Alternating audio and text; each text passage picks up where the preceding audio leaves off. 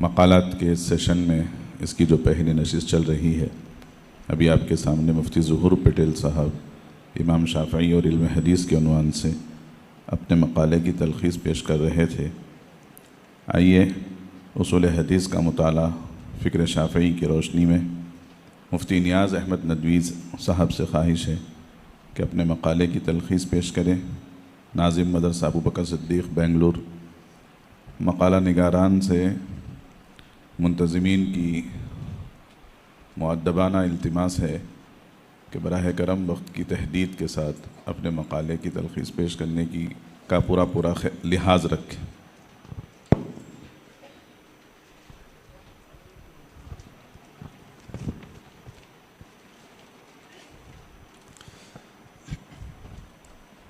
الحمد للہ وحدہ والصلاة والسلام علی من لا نبی بعدہ، اما بعد۔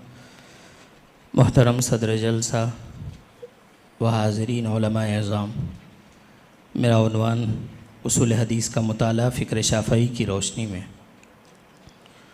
علم اصول حدیث میں امام شافعی کو امام کا درجہ حاصل ہے۔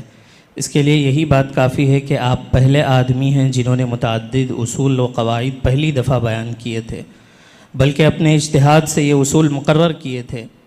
حدیث کے یہ متعدد اصولی مباحث ان کی تصنیف میں بالخصوص الرسالہ میں بکھرے ہوئے ہیں۔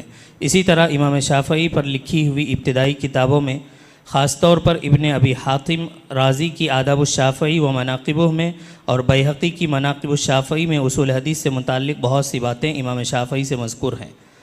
الرسالہ اصول حدیث کی اولین کتاب۔ امام شافعی کی کتاب الرسالہ تمام اہل علم جانتے ہیں کہ اصول فقہ کی سب سے پہلی کتاب ہے، لیکن اہل نظر نے اس کو اصول حدیث کی بھی پہلی کتاب شمار کیا ہے۔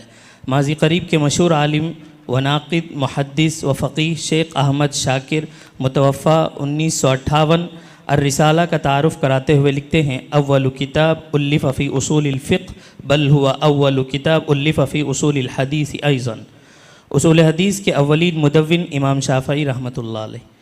معروف عالم دین، محقق و محدث ڈاکٹر شیخ نور الدین صاحب لکھتے ہیں: امام شافعی رحمۃ اللہ علیہ نے الرسالہ میں قابل حجت حدیث پر جو کلام کیا ہے اور حدیث صحیح کی جو شرطیں بیان کی ہیں، راوی کے حفظ کے لیے جو شرط لگائی ہے، مدلس اور اس کی حدیث کی قبولیت پر جو کلام کیا ہے، ایسے ہی کتاب الام میں حدیث حسن کا جو ذکر کیا ہے، اسی طرح حدیث مرسل پر جو بحث کی ہے اور اس سے احتجاج کے سلسلے میں جو طاقتور کلام کیا ہے، اور ان کے علاوہ اصول حدیث پر جو بحثیں کی ہیں، یہ علوم حدیث کی اولین چیزیں ہیں جو کسی کتاب میں مدون طور پر موجود نہیں۔ اصحاب حدیث میں امام شافعی کا نمایاں مقام۔ اصحاب حدیث میں امام شافعی کا مکمل تعارف بھی در حقیقت امام احمد بن حنبل رحمۃ اللہ علیہ کے ذریعے ہوا۔ ایک دفعہ مشہور محدث حضرت اسحاق بن راہوی رحمۃ اللہ علیہ کا ہاتھ پکڑ کر آپ کہنے لگے: آخر میں تمہیں ایسی شخصیت کے پاس لے چلتا ہوں جس طرح کی شخصیت تمہاری آنکھوں نے کبھی نہیں دیکھی ہوگی۔ پھر آپ کو لے کر سیدھے امام شافعی کی خدمت میں حاضر ہوئے۔ امام شافعی کے متعلق علماء کے توصیفی کلمات آپ کے علمی مقام سے آگہی آپ کے اصول حدیث کے مرتبے کو بیان کرے گی۔ امام شافعی کو اللہ نے ایسی مقبولیت